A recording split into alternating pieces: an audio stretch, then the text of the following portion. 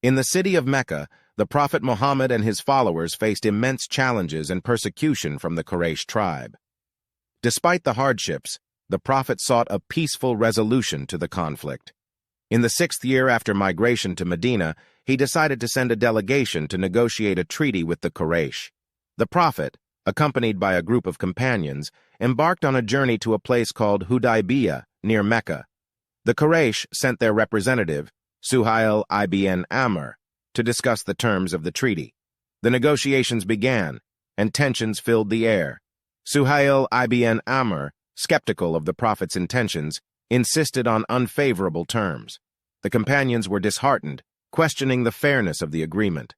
However, the Prophet, with unwavering wisdom and foresight, accepted the terms.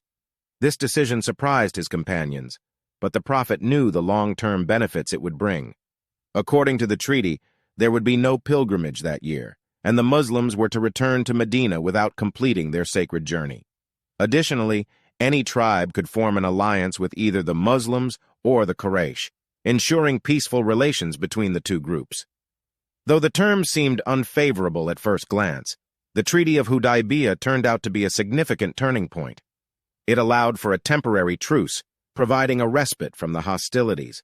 The treaty also granted the Prophet and his followers an opportunity to spread the message of Islam peacefully. The Quraysh, witnessing the integrity and commitment of the Muslims, began to question their animosity towards them. This shift in perspective eventually led to a broader acceptance of Islam and paved the way for a more peaceful coexistence.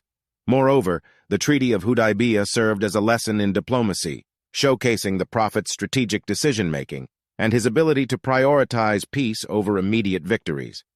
It demonstrated that sometimes compromise is essential to achieve long-term goals and foster harmony within society.